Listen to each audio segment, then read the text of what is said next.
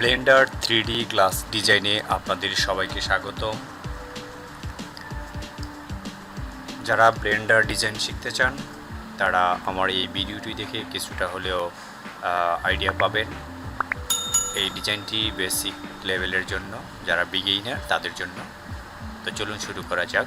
প্রথমে এখানে ফাইল থেকে একটা নিউ নিয়ে তারপরে জেনারেলে যাবেন, সেখান থেকে ডোন্ট সেভ দিয়ে নতুন একটি ইন্টারফেস নেবেন বা পেজ করবেন। সেখান থেকে আমাদের যে কিউবটি আছে এটা ডিলিট করে দিব, পাশে যে ক্যামেরাটা আছে সেটাও আমরা ডিলিট করে দিব, কারণ আমরা এখন ক্যামেরা নিয়ে কাজ করব না।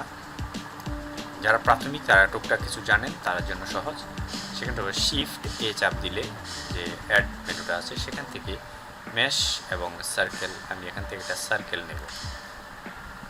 তো সার্কেলটা এইখানে তৈরি হওয়ার পর এখানে একটা অপশান আসবে, সেখান থেকে আপনি এই সার্কেলের রেডিয়াসটা দেখতে পারবেন কত মিটার। এই সার্কেলের রেডিয়াসটা হচ্ছে এখান থেকে এই মাথা থেকে 1 মিটার অর্থাৎ 3 ফুট।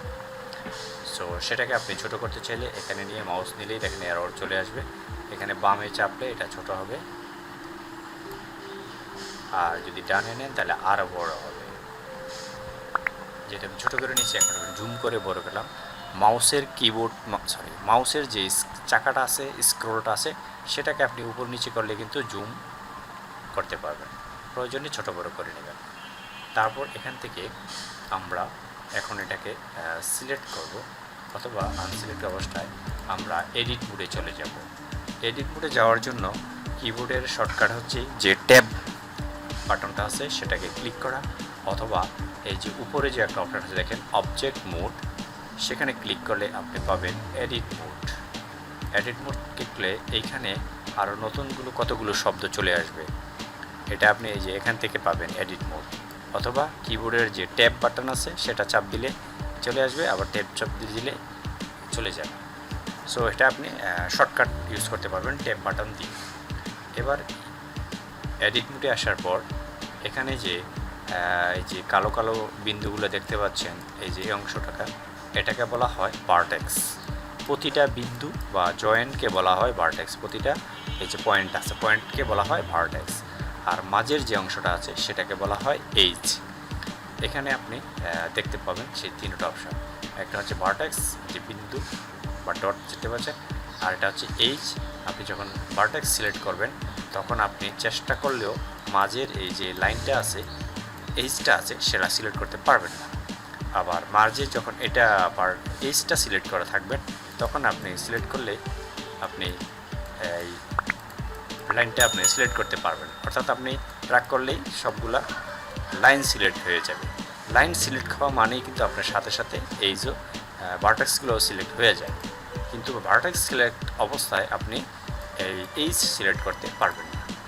দ্বিতীয়টা হচ্ছে ফেস, অর্থাৎ এই যে সবগুলা যে লাইন আছে বা ভার্টেক্স সংযুক্ত হয়ে যে একটা সার্কেল তৈরি হয়েছে, সেই সার্কেলটা যদি মনে করেন এখন তো শূন্য, যদি এটাকে একটা কোনো কিছু সলিড মনে করেন, তাহলে যে ফেসটা দেখতে পাচ্ছেন এটাকে যদি আমরা এমটি না করে ফিল আপ দিই তাহলে কিন্তু আপনারা বুঝতে পারবেন।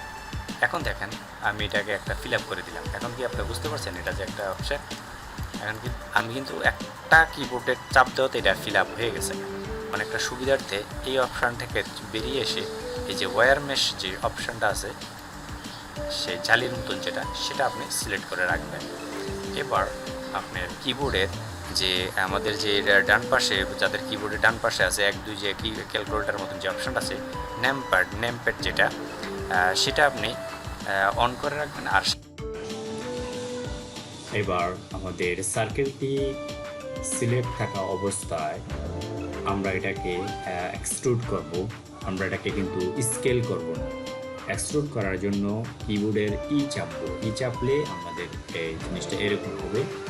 এটা চাইলে ডানে বামে আমরা নিতে পারি, কিন্তু আমরা এটাকে উপর দিকে উঠাবো। সেই জন্য কিবোর্ডের জেড প্রেস করব। কিবোর্ড থেকে জেড প্রেস করলে এটা ব্লু কালারের যে লাইনটা আছে সেই বরাবর এটা উপরে উঠাবে। তো আমাদের যতটুকু হাইট দরকার এটা আন্দাজ মতন এখন আমরা এতটুকুই দিব। আমরা কিন্তু আসলে কোনো লেংথ এখানে ইউজ করতেছি না, তার কত মিলিমিটার বা এত ইঞ্চি সেটা ব্যবহার করতেছি না। জাস্ট চোখের আন্দাজে আমরা একটা জিনিস তৈরি করব। দেখতে পাচ্ছি। সো এটাকে আমরা স্কেল করার জন্য অবশ্যই আগে উপর থেকে সিলেক্ট করে তারপরে এস, এভাবে আমরা এটাকে আমরা সিলেক্ট থাকা অবস্থায় অথবা আমরা নতুন করে সিলেক্ট করে নিয়ে আমরা এটাকে স্কেল করবো, এস প্রেস করব, এখানে স্কেল আছে, অথবা আপনি এস প্রেস করলে এটা স্কেল হয়ে যায়। এবার মাউস ড্র্যাগ করে এটা আপনি ছোট বড় আপনার ইচ্ছা মতো করে নিতে পারবেন। সো এই ব্যাপার, অর্থাৎ আপনি চোখের আন্দাজ মতো রাখে, এটা যে ছোট মাপ মেজারমেন্ট বড় হয়েছে ছোট হয়েছে না সেটা, এটা আপনার রুচিসম্মত বা ইচ্ছাসম্মত আপনি দিতে পারেন। এবার এটাকে আমরা সলিড মোডে গেলে এইভাবে এরকম আমরা দেখতে পাবো। তো আমরা কিন্তু এখনও দেখছি এটা একটা পাইপ, নিচে কিন্তু এখনও ফাঁকা রয়েছে। সো আমাদের নিচের ফাঁকা অংশটুকু যদি আমরা ফিল আপ করতে চাই তাহলে আমাদের আরেকটি অপশন ইউজ করতে হবে, ছোটো বড় অপশন।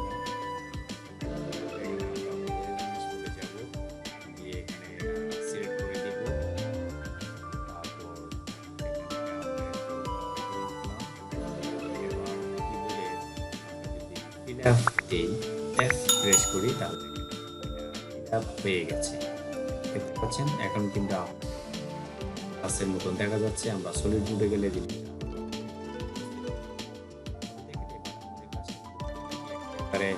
পাতলা, অর্থাৎ আমাদের যে লাইন আছে সেই লাইন, তো সেই জন্য এটাকে আমরা একটু মডিফাই করব, অর্থাৎ মডিফায়ার একটু থিকনেস বা মোটা যে জিনিসটাকে বলে সেটাকে আমরা দেব।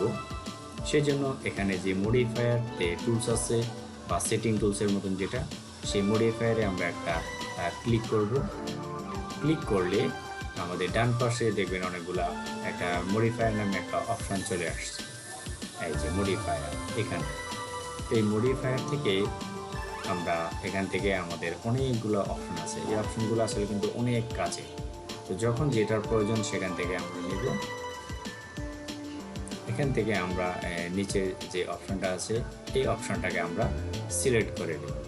এবার দেখেন সিলেক্ট করা অবস্থায় কিন্তু আসলে এখানে অলরেডি কিছুটা থিকনেস চলে আসছে, ঠিক আছে। অলরেডি 0.1 মিটার এটা আছে, থিকনেস পেয়ে গেছে। সো এটাকে যদি আমরা আরও একটু থিকনেস দিতে চাই তাহলে এই যে অফসেটের উপরে যে থিকনেস যে সবটা আছে এখান থেকে ডান পাশের উপরে আমরা একটা ক্লিক করলে দেখেন আরেকটু মোটা হয়ে যাবে। সো এইভাবে আপনি যতটুকু ইচ্ছা ততটুকু এটা মোটা করতে পারবেন, এটা কমাতে পারবেন। সো এবার আমরা এটার ওয়্যার মেশ মোড থেকে আমরা যদি সলিড মোডে যাই তাহলে আমাদের জিনিসটা দেখতে কেমন লাগবে তাহলে আমরা একটু দেখি। তাহলে দেখেন এই হচ্ছে লাইট মুড বা সলিড মুডে আমাদের গ্লাসের অবস্থা, মোটামুটি অনেকটা সুন্দর হয়ে গেছে। তো এখানে কিন্তু আমাদের আরও শেড বা লাইন টাইপের মতন অনেক কিছু রয়ে গেছে। তো এখান থেকে আমরা লাইনের যে লাইনগুলো দেখা যাচ্ছে সেখান থেকে আমরা এডিট মোডে থেকে আমরা বের হয়ে যাব, ঠিক আছে।